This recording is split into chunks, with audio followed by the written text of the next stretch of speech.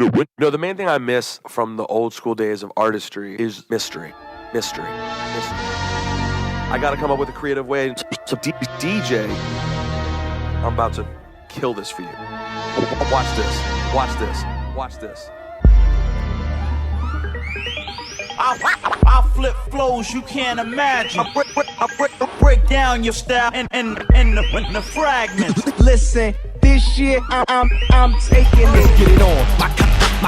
My competition, I can hear them suck a squeal. Hey, my competition, competition, cookie cutter bullshit. You playing it safe? It's about to get. It's about to get ill. It's about to get ill.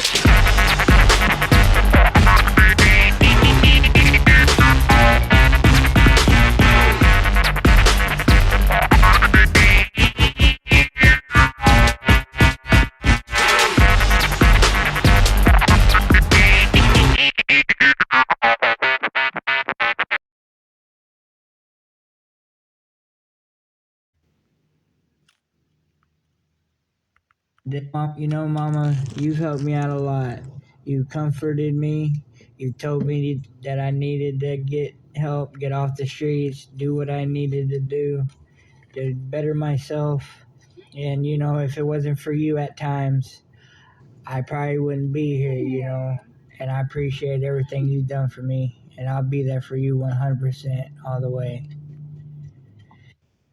So my name's Brianna, and I met the amazing Miss Biscuit one day while I was in Walmart at Charlotte Pike, and I was feeling down and I was feeling sad. And she caught me in Walmart one day, and I was wiping my makeup off because I had been crying, and she called me on my bluff when I had said that I was okay, even though I wasn't.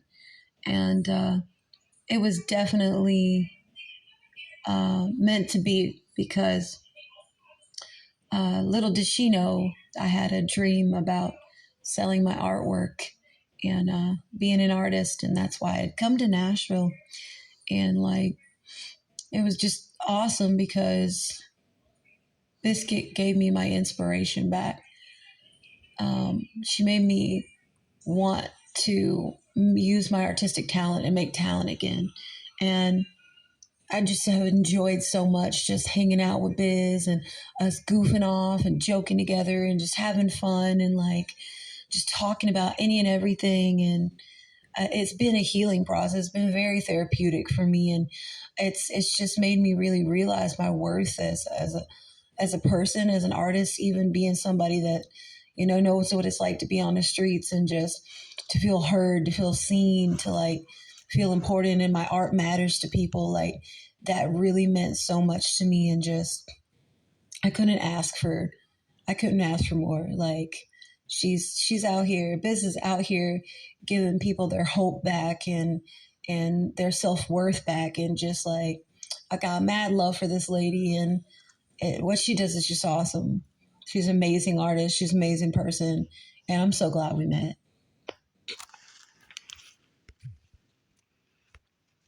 Out of the Greenway was seeing her art every day and finally being inspired by it, with how she always had an expression of how the day was, or something happened, or she had a lot of requests and everything.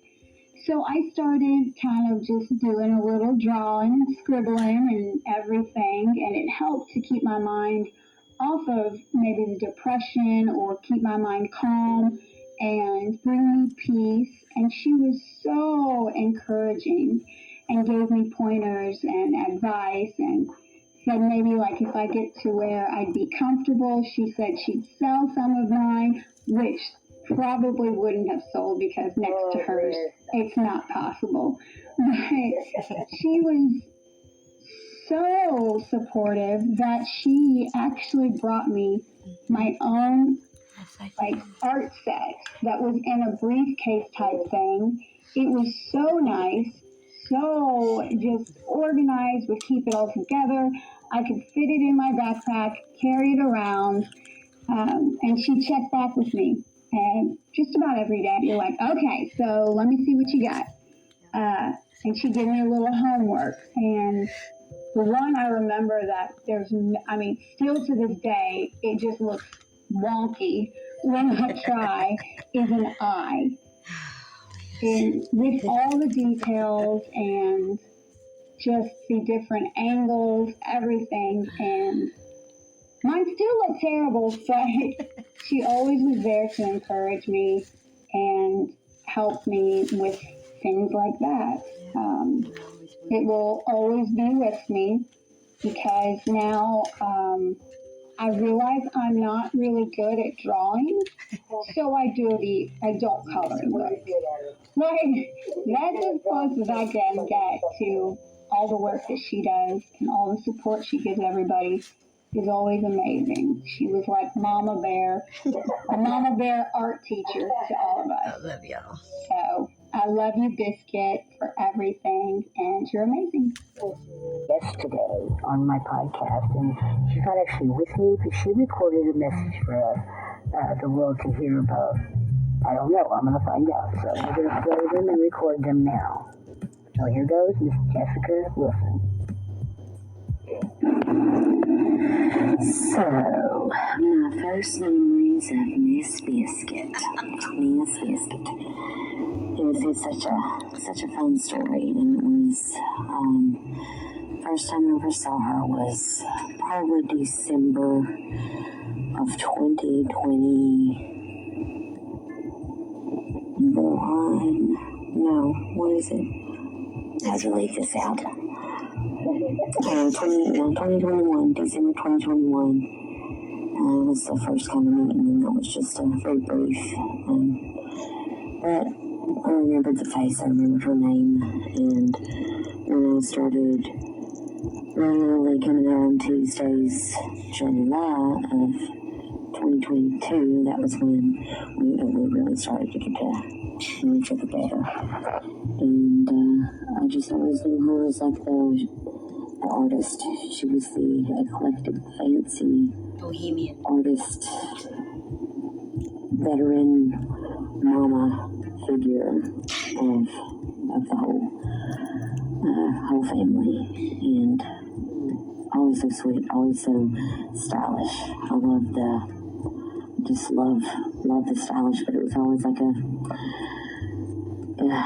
if Biscuit had been somewhere, you know where she had been, it was because it was just joy and love, and just draw and do and think up whatever you wanted to draw and do on the spot. Yeah.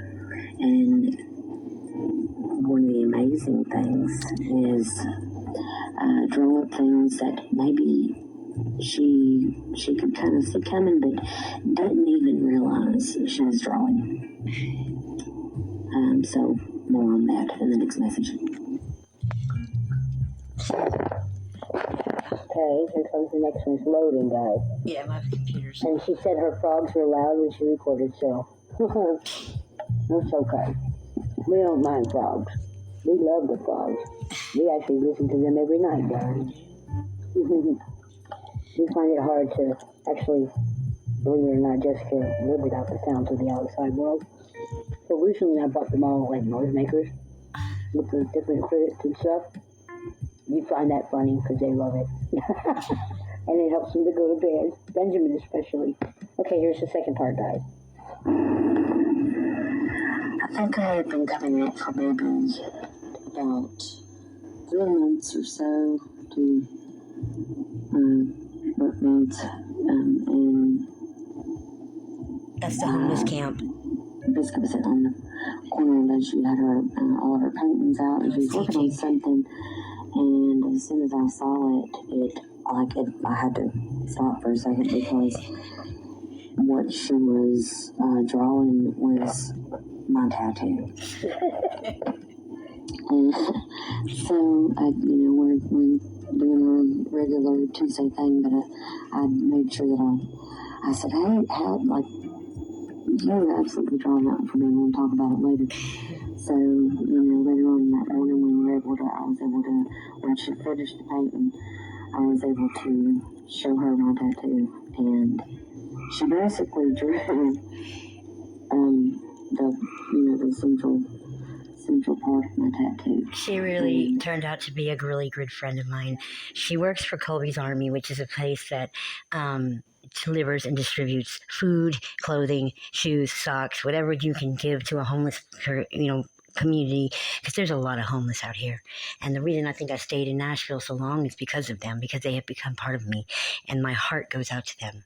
And so, Miss Lisa, those were just 4 of the people that I had to survive for. Out of 108 people that I've worked with over the years, and that's the number of people that I've helped. And some of them have not been here to tell you anything, but those are still. I've lost 46 of them out of 108 that I worked with on a daily basis. And what I did was I'd go out and I'd teach people how to draw.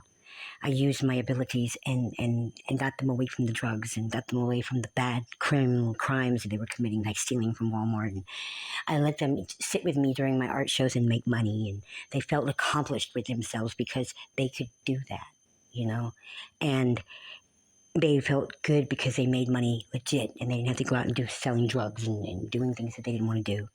Being homeless is a hardship as it is already. And, some of these kids have seen more violence and more death than you know. And a lot of them die from drug overdoses. Fentanyl is a bad problem here. Jelly Roll is working on it right now. He just passed into Congress that he wants to start a bill to get the fentanyl stopped from coming into our country. It's a big process that I do. But when I got cancer and I got sick, I was in a lot of pain. And all I could think about was leaving them. What's going to happen to them if something happens to me? So when the YouTube reactors kept me sane, basically that's what they did. My friend Jessica, the one I was just talking to, she said, Biscuit, you got to take your pain medicine. No, I don't want to. Because if I'm an addict. If I take my pain medication, what's going to happen to me is I'm going to get addicted to them again, because that's how it started the first time. I was in a car accident, broke a lot of bones, 17 bones to be exact, and I had to take pain medication. And I got addicted. And then I started using heroin. Then I started using the needle. It went from one thing to the next thing to the next thing. And thank God for myself that when I was using, it didn't have that fentanyl in it. It was real opium. It was opium. But it could still kill you. Drugs are drugs. But the drug dealers out here in Nashville are so something else. They're amazing. They know how to target communities. They'll target the homeless because the homeless are always in despair. And they'll go out there and they'll throw free packs of dope to these kids and they'll get them hooked. And then these kids will do whatever it takes to get it. They'll steal. They'll rob people. They'll panhandle. They'll beg. And it's all because of their addictions. Addiction is something that is overlooked. It's not that they're bad people. They're stuck. And so I go out and I help. And I still to this day, after about 12 years, go down there to that camp. And I paint every day on the corner. And I don't sell my art like I don't advertise it. I don't go out there and do that and advertise it. I go out there and I sell it at whatever they want to give me, because my business is called Business Art Mind Art Studios for Blessings. And that's what I do. And what you're doing is the same thing I'm doing, except bigger. And I commend you. Power of the woman. Yes, roar, honey. But you have been out there working with people that were fans of Ren's because you believe in his cause. And so do I. I believe in Ren. I do. I believe in everything he does. I love his transparency. I love the fact that he is... the only thing I can say is he's an amazing human on this earth, and I'm lucky to be alive to see it. And I know that you are too. And I know that what you're doing is for a good cause, and I would really 100% support your cause. But because of everything that you've done, I thought somebody needs to do something for you. So... I'm going to show you some skits of how I do my content creating. And the YouTube community doesn't know this, but I'm going to say this publicly live on this message to you. My kids come over here every weekend, on the weekends, and I have a projector, and I put the podcasts that they do, like Unk and the Dreading podcast, on a big sheet outside, and I get to count heads and make sure they're breathing. I also do a Greenway roll call on my Facebook. So they need to know one day that maybe, or even if they don't, I know what they do. Thank you, Miss Lisa. Now I'd like to introduce you to my 2 characters. I have a character that I do skits with Ren, and I have a character that they call Biz the Crazy Clown. I've been doing them both for about 7 years, and here they are. did you guys do it? How did you stay out of the generational hate war? I'll try to answer this the best way I know how. See, when the Fucks distribution system was dishing out buckets of fucks, they skipped Gen X. We're the forgotten generation because they forgot to give us any. The few we have, we had to beg, borrow, and steal to get from the overfucked generations, leaving us with just a few semi-used and over-rationed fucks. Here's the thing, if you see a Gen Xer getting riled up about some drama or getting into a fight, just know that you have tapped into their already depleted bucket of fucks and you should get out of the way, because shit's about to go down. 99.9% of the dumb shit that people fight about, we could care less. We also don't really like to be told what to do, so while you guys are trying to drag us into your drama and your bullshit, we're over here like, not my circus, not my monkeys. Leave us out of it. But we do like a little violence every once in a while, but we like to watch the violence from a distance. You guys are just out here ripping each other apart over dumb shit. We're sitting back here in the corner with our popcorn watching it like it's a Netflix special. And it's actually really good entertainment. But you guys are literally setting fire to everything and asking us to hand you some gasoline. We like to play with fire on our own terms. We'll just sit back here in our corners and watch the train wreck go by, knowing that we will survive. And we do that by doing the exact same thing we've been doing for the last 60 years, just acting like we don't exist, which is what everybody else has been doing, so why change it now? I can't tell you what we will show up for, though. We'll show up for the underdog, because we don't like bullies, we don't like drama, and we don't start shit we can't finish. So if you've got a fight worth fighting for, we're in. But if it's noise just for the sake of noise, you can bet your sweet ass we'll take a nap and sit this one out. Do you think it is most important to practice patience when there are too many witnesses and you don't have an alibi? No. Home and said to me, he goes, we need a safe word. A safe word. You know about this stuff? Apparently people are having sex to such a frenetic, violent pace. They need an out clause, a phrase that will stop them from their head getting banged against the headboard so hard that their skull splits and their brains come flying out. I said to him, if you could do that, why would I stop you?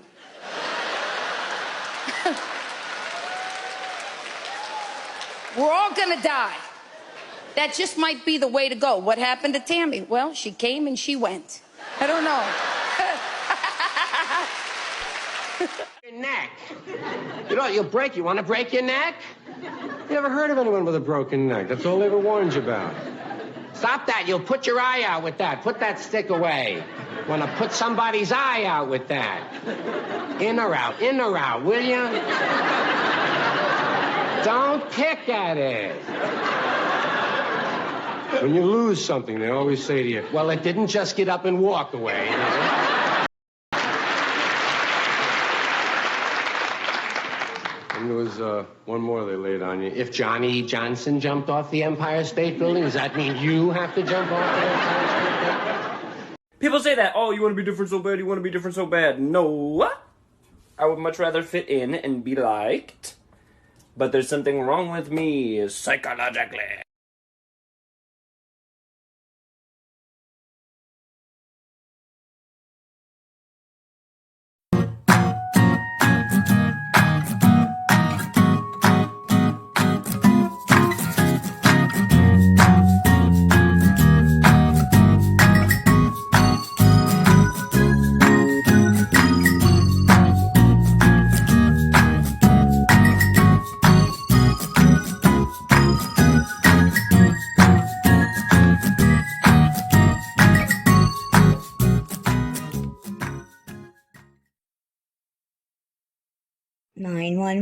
What's your emergency? How can I help you today? I Macaulay Culkin'd myself. I can't move. Excuse me, you did Macaulay what? I booby-trapped my studio before I went to Wales to visit my mum for the Christmas holidays. I got shit-faced on the plane ride back on 6 quarts of a fine wine. I'm so drunk now, and I totally forgotten.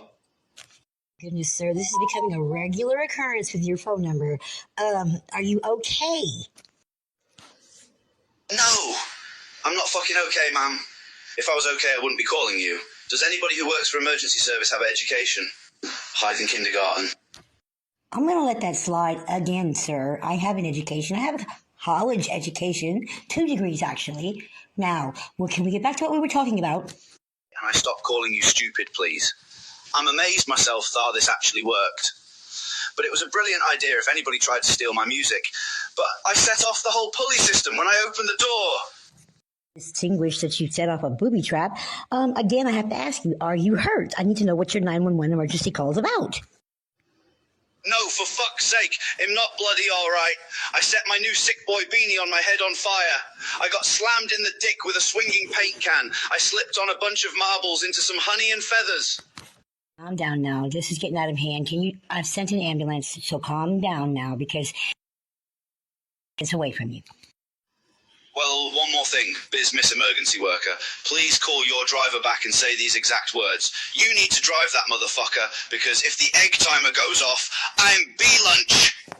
Well, Mr. Gill, I think it backfired on you. What do you have to say for yourself? I mean, why would anybody want to do something like this, even to a thief? Emergency people, you do know what a bee is, right? I'll say it slow as to not make them more aggressive. See, I stole the honey that I'm covered with from them. Basically, they are going to #1 recording artist up. My sexy ass is bee food. I'll be honest. No pun intended. It was for them creeps over at WikiFeet. I put all my footwear, including my new sandals, in my studio. They may or may not have infiltrated my feet stuff before. Sometimes I think they have foot soilders. No pun intended again. I always say that you should leave the pranks up to the pranksters. A man right now that I love to watch on YouTube, in the words of King Prime from the Dreading Podcast, to Bizcut. Shut up! Hey, sire, come get me. I can walk anywhere or even compound a favour. Things have gotten loads worse. It's just like I'm just watching my life disappear. Hey Ren, I hear you're not doing so well, man. I figured I'd write you a song. You gotta keep strong with your feet on the pavement. Ooh, I said, hey Ren, I see all the lies that you're moving. Even though I know you'll never hear the song, I'm sending my love, 'cause you know love's healing. You know love's healing.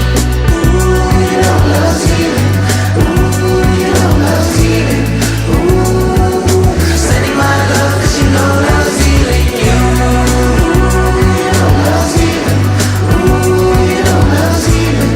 Ooh, sending my love, 'cause you know love's healing you. Nowadays I'm only listening to you. I do it for your fans, blowing up my YouTube. Like damn, someone understands, someone really gets it. Meeting all your fans, man, you know I respect it. Like I'm back with another react. I don't really spit bars, but I'll spit on this track. If it brings me just a little bit closer to you, I can show you what you mean to all the people you moved. Look, I know it's hard, I know you're in pain. You can barely leave your bed, you must be going insane. Like what the fuck, man? You know this shit ain't right, but you gotta keep strong, you gotta put up a fight. Even when it seems you've reached your ceiling, playing all the cards that life's been dealing, hoping you receive all the words I'm breathing. Sending my love, 'cause you know love's healing you. You know love's healing. Ooh, you know love's healing. Ooh, sending my love, 'cause you know love's healing you. You know love's healing.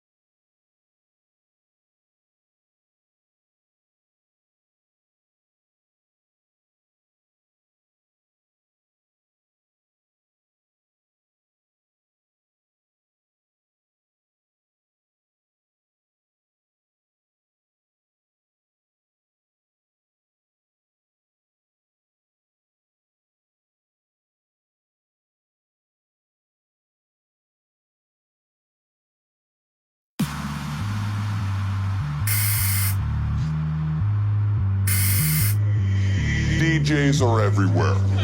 You know why everyone thinks they can DJ? Because everyone can. It's easy. Pat your head and rub your stomach. There, you're an amazing DJ.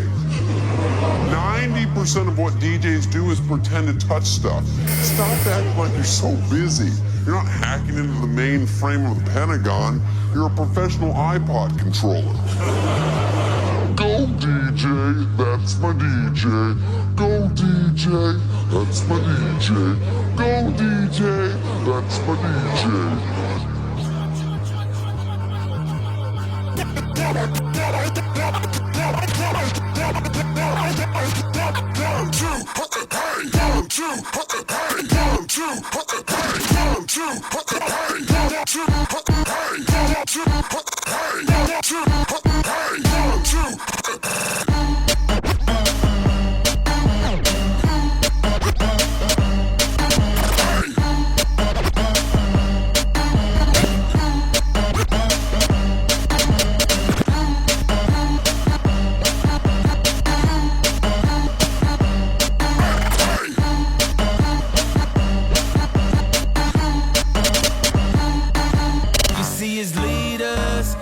Followers, but I'd rather be a dick than a swallower. It's his leaders and his followers, but I'd rather be a